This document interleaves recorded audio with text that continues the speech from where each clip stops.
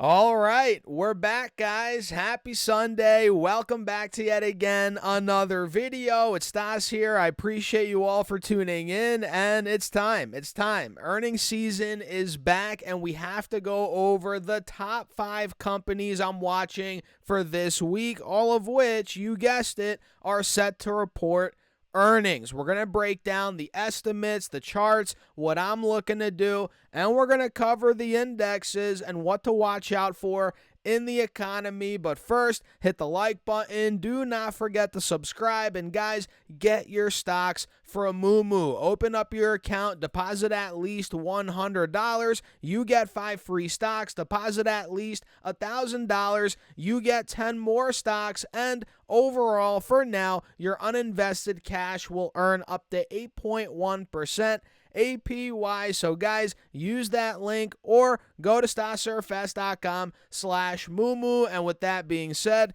cheers. Let's get into it. So man, we are coming off of a rough Friday in the stock market. You guys probably remember that. We had a big red day. S&P went down about 1.5%. Same with the Dow and QQQ. Pretty much all of them went down 1.5%, except for the Russell, which went down over 2.2%. Yes, you heard that right, guys. The Russell got destroyed on Friday, and it looks like SPY is on the verge of dumping here, potentially going down towards 565, 570. That was the low, it looks like, here from early November. That could be the gap that fills if we fall through, let's say, 580 again. And on QQQ heading into this week here, guys, we're seeing a similar setup. We have a descending triangle. We're holding on by a thread here, potentially a triple bottom.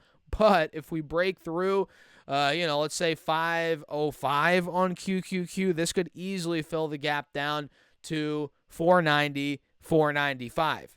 In my opinion, I don't know. We'll see. Hopefully, earnings season, with it kicking off now, maybe the numbers will cause the markets to rebound. Because let's be honest, man, it's been a rough 2025 so far. And it's not only earnings season this week, guys. It's not only the start of earnings season. We're also getting CPI data for the U.S. So let me pull this up and show you guys exactly here what I'm looking at, or what we should expect for CPI. So if I zoom in a little bit right here, guys, we can see core CPI. And by the way, this comes out on Wednesday, 8:30 a.m. East Coast time.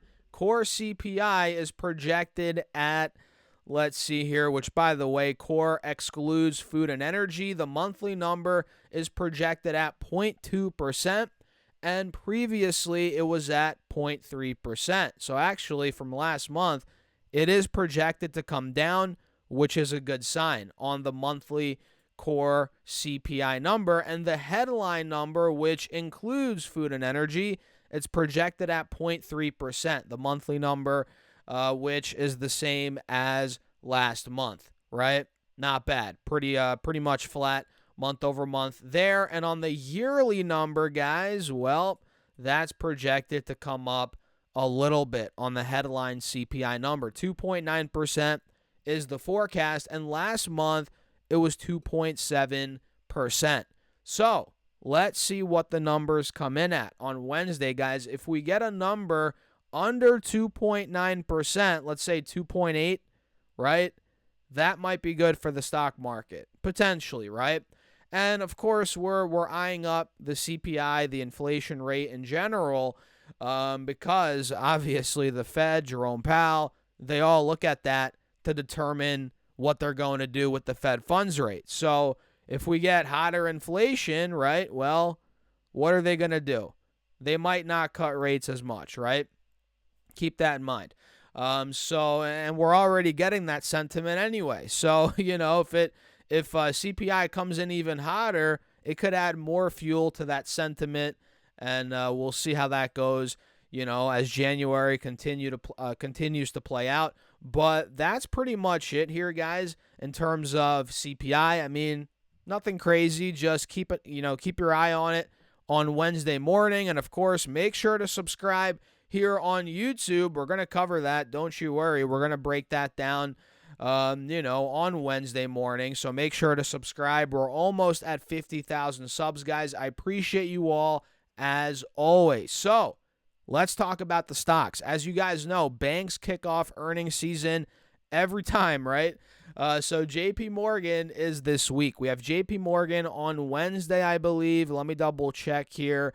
On Wednesday the 15th in the morning, we're getting JP Morgan, the most popular and best bank. I mean, pretty much everybody agrees on that to a certain extent.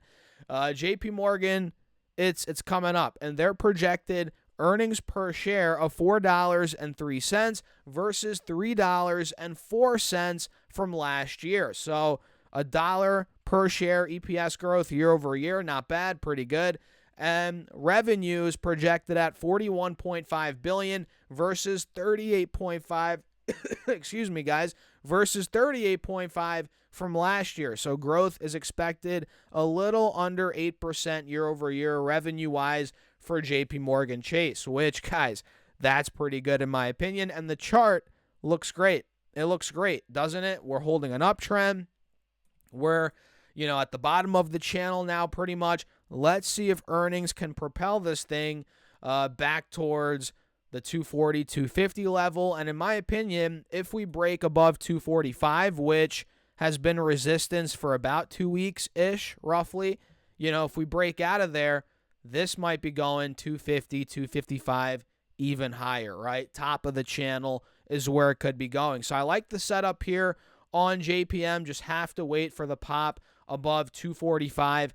In my humble opinion, that's personally what I'm waiting for. Goldman Sachs is another one, ticker symbol GS here, which is pretty oversold in the short term. Earnings are coming up on, I think, Thursday. Thursday in the morning, and we're pretty much at the what's it called? The trend line here. We're testing it right now. Right now, guys, literally. So this is a big spot for Goldman Sachs. We're a bit oversold, 3.5% red day on Friday. Earnings coming up. Let's see if it's enough to propel this thing higher and have it bounce at the lows from the middle of December, which we're at now, and if it can bounce on this trend line. Will earnings be enough?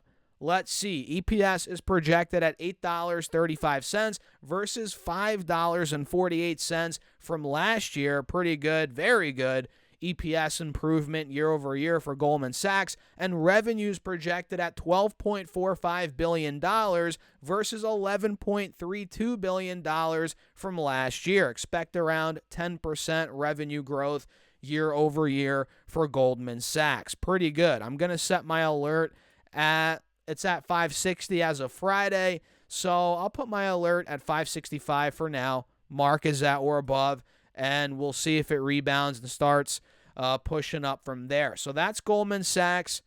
Stock number 3, guys, is another bank, Bank of America, ticker symbol BAC. So this is another one that pretty much, guys, all these bank charts look the same. I mean, they're all holding up trends. They're all a little oversold in the short term, more towards the bottom of the uptrending channel on the 4-hour time frame. I mean, you guys see it on BAC here. Same thing on JPM and Goldman Sachs. So the charts are very similar. Keep that in mind. We'll see if, again, bank earnings are enough to push these stocks higher and the overall market higher in the short term. We'll see. So Bank of America is on the 16th, which is on Thursday in the morning. Their projected earnings per share of 74 cents versus 35 cents from last year on revenue of $25.09 billion versus $21.96 billion from last year. So revenue growth is projected at 14% year over year for Bank of America. Pretty good if you ask me, guys. Pretty good. So all the banks are projected to do pretty well, and the charts, like I said, all look pretty similar. So let's see if we get the break up on these after I think all of them had a red day on Friday. So before we talk about the fourth stock here, guys, don't forget to join the free email list. Every week, I send out my top 3 stocks to my email subscribers. I think now we have over 2,300 people in there, and that is linked down below. All you guys have to do is put your first name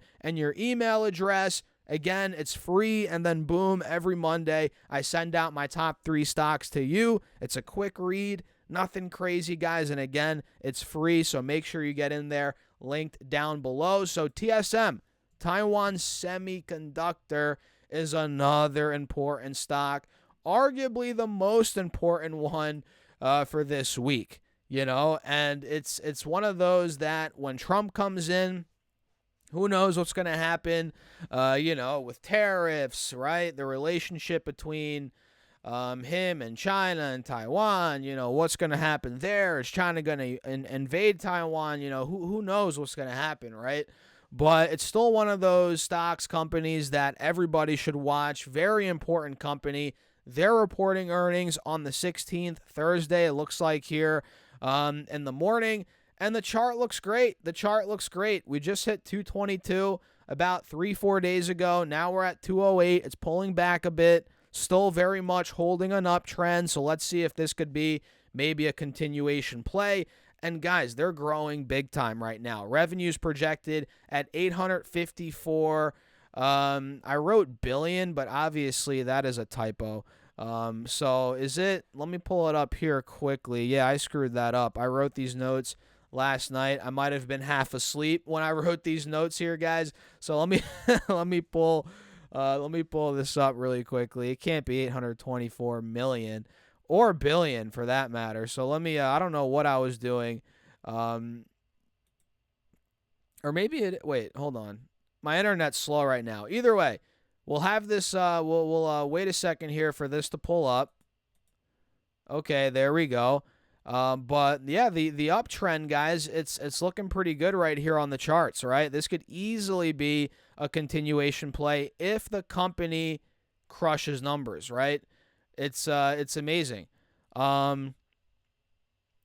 Yeah, so it says, okay, currency and TWD. Okay, that's what I was, okay. So it is 830 or 854 billion, but it's in a different currency. I was half asleep last night. I didn't see that when I was writing my notes. So, okay, they're projected. Either way, forget the currency. Irrelevant. What you want to look at is the growth year over year. 36% revenue growth year over year for Taiwan Semiconductor. And EPS is growing as well. $2.22, $2.22, or whatever currency that's in, versus $1.44 from last year. So let's see if this could be a continuation play.